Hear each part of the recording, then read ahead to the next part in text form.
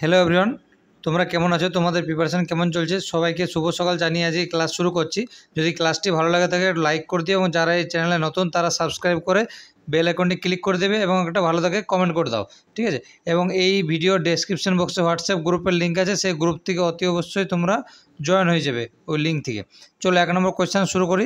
1 নম্বর কোয়েশ্চেনের আগে একটা কথা বলি, প্রত্যেকটা কোয়েশ্চেনের সাথে এক্সট্রা ইনফরমেশান দেওয়া আছে।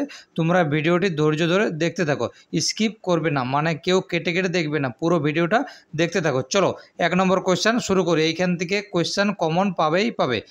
দেখো কী বলছে, দ্বৈত শাসন ব্যবস্থা কে তুলে দেন? কি বলছে আমার, দ্বৈত শাসন ব্যবস্থা কে তুলে দেন? Option A Robert Clive, option B Warren Hasting, option C sir John Shore, option D David Hare. তাহলে আমাদের সঠিক অ্যান্সার হচ্ছে ওয়ারেন হেস্টিং। ওয়ারেন হেস্টিং আমার দ্বৈত শাসন ব্যবস্থা তুলে দেন। এরপর দেখো কী বলছে যে তাহলে আমাদের দ্বৈত শাসন ব্যবস্থা কে তুলে দেন? ওয়ারেন হেস্টিং আমার তুলে দেন। এরপর তো কী বলছে, রবার্ট ক্লাইভ 1765 সালে দ্বৈত শাসন ব্যবস্থা চালু করেন। প্রশ্ন এটাও আসতে পারে যে দ্বৈত শাসন ব্যবস্থা কত সালে চালু হয়? তাহলে কত সালে? আমার 1765 খ্রিস্টাব্দে দ্বৈত শাসন ব্যবস্থা চালু হয়। কার আমলে? রবার্ট ক্লাইভের নেতৃত্বে, ঠিক আছে? আবার যেটি বলছে 1772 সালে ওয়ারেন হেস্টিং তুলে দেন। তাহলে আমার শুরু হয়েছিল 1765 খ্রিস্টাব্দে দ্বৈত শাসন ব্যবস্থা, আবার শেষ হয়েছিল মানে তুলে দেন ওয়ারেন হেস্টিং 1772 খ্রিস্টাব্দে। প্রশ্ন আসতেই পারে, ওই জন্য এক্সট্রা ইনফরমেশান দিয়ে দিচ্ছি, ঠিক আছে? চলো নেক্সট কোয়েশ্চেন চলে যাই। কি বলছে, সাইমন কমিশন গঠন করা হয়েছিল কিসের জন্য? অপশান এ ভারতীয় সংবিধানের সংস্কারের জন্য, প্রশাসনিক সংস্কার, অপশান সি শিক্ষা সংস্কার, আর জেল কোড সংস্কার। তাহলে সঠিক অ্যান্সার হচ্ছে আমার ভারতীয় সংবিধানের সংস্কারের জন্য। তাহলে সাইমন কমিশন গঠন করা হয়েছিল কিসের জন্য?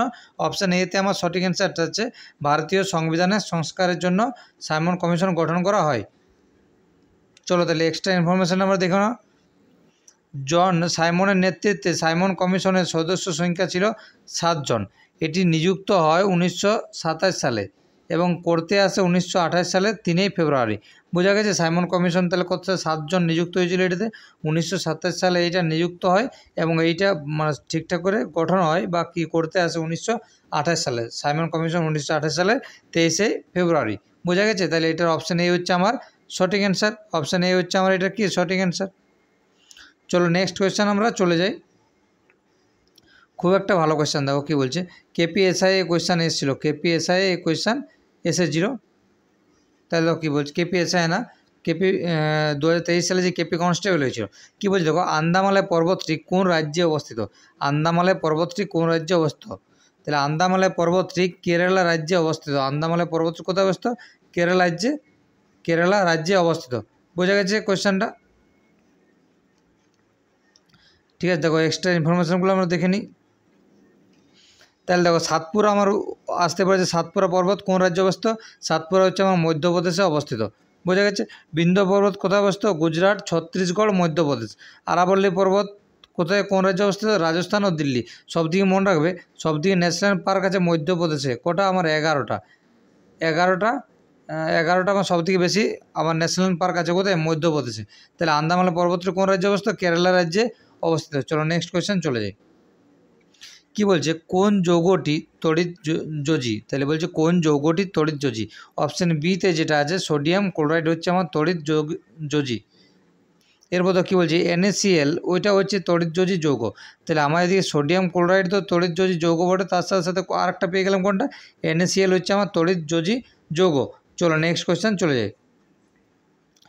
তড়িৎ চুম্বক প্রস্তুত করতে স্টিলের পরিবর্তে কাঁচা লোহা ব্যবহৃত হয়, তার কারণটা কি? কারণ তড়িৎ চুম্বক প্রস্তুত করতে স্টিলের পরিবর্তে কাঁচা লোহা ব্যবহৃত হয়, তার কারণ কি? এর চৌম্বক প্রবণতা বেশি। এর চৌম্বক প্রবণতা সবদিকে বেশি। তাহলে দেখো এখানে লেখা আছে, তাহলে এটা সঠিক অ্যান্সার হচ্ছে এর চৌম্বক প্রবণতা সবথেকে বেশি।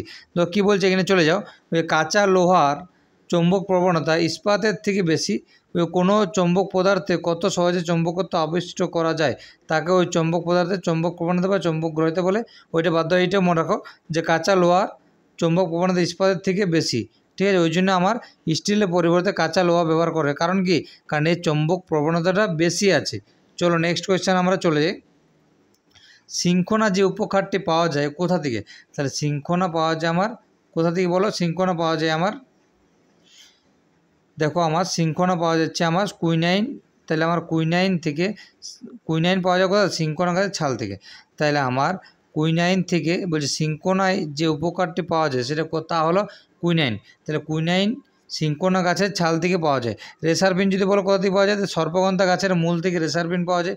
কুইনাইন থেকে সিনকোনা উপকারটি পাওয়া যায়। এবং মরফিন আফিং গাছের কাঁচা ফলের ত্বক ও ফুলে মরফিন পাওয়া যায়। নিকোটিন আমার কোথায় পাওয়া যায়? তামাক পাতায় নিকোটিন আমার পাওয়া যায়।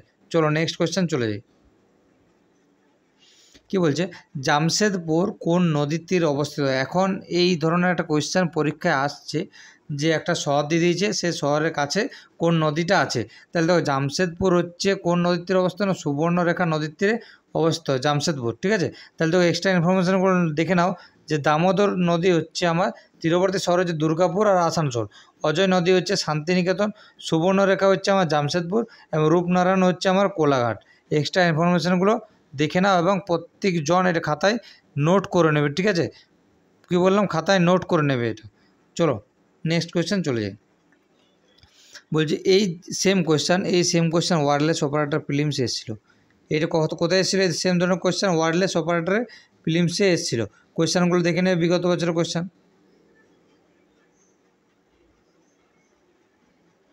তাহলে কী বলছে? নিচের বিকরণগুলির মধ্যে কোনটির ভেদন ক্ষমতা সবথেকে বেশি? তাহলে ভেদন ক্ষমতা সবথেকে কার বেশি? গামা রশ্মির সবথেকে বেশি। তাহলে ভেদন ক্ষমতা কার সবথেকে বেশি? গামা রশ্মির সবথেকে বেশি। বোঝা গেছে? তাহলে দেখো একটা জিনিস লক্ষ্য করো আমার, যে ভেদন ক্ষমতা সবথেকে বেশি কার? গামা রশ্মির। এরপর তো কী বলছে? আলফা রশ্মির ক্ষমতা কম। তাহলে গামা রশ্মির ভেদন ক্ষমতা সবথেকে বেশি এবং আলফা রশ্মির ক্ষমতা সবচেয়ে আমার কম। চলো নেক্সট কোয়েশ্চেন চলে যাই। সংবিধানের কত নম্বর ধারায় সঞ্চিত তহবিল উল্লেখ আছে? তাহলে অপশান এতে আমার সঠিক অ্যান্সারটা লুকিয়ে আছে। 266 নম্বর ধারায় সঞ্চিত তহবিল আমাদের উল্লেখ আছে। চলো এর সাথে এক্সট্রা ইনফরমেশান আমি কিছু দেখে নিই। তাহলে দেখো কী বলছে? 360 নম্বর ধারায় আর্থিক জরুরি অবস্থা আছে।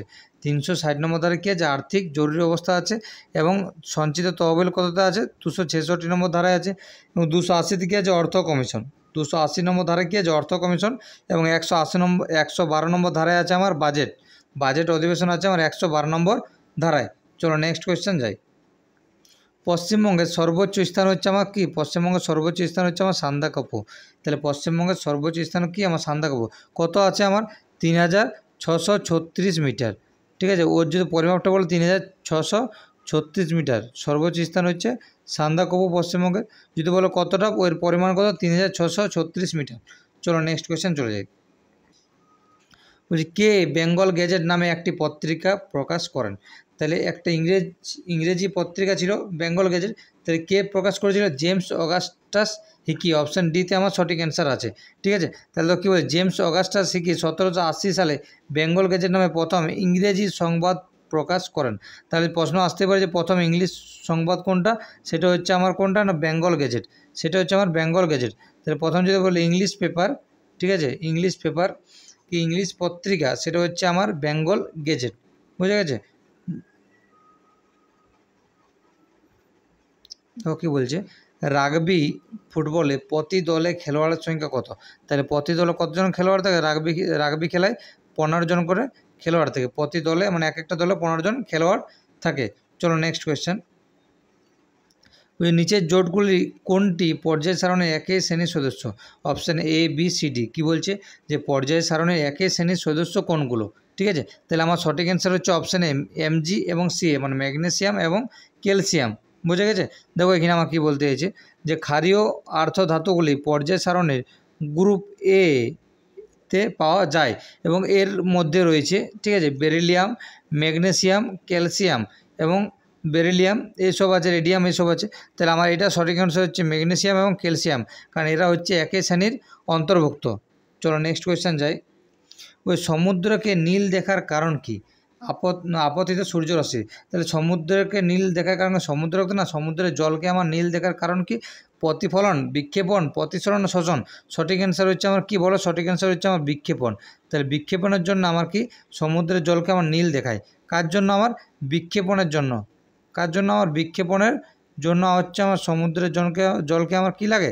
আমার নীল দেখায় বিক্ষেপণের জন্য। ঠিক আছে, চলো আজ এই পর্যন্ত ক্লাসটা।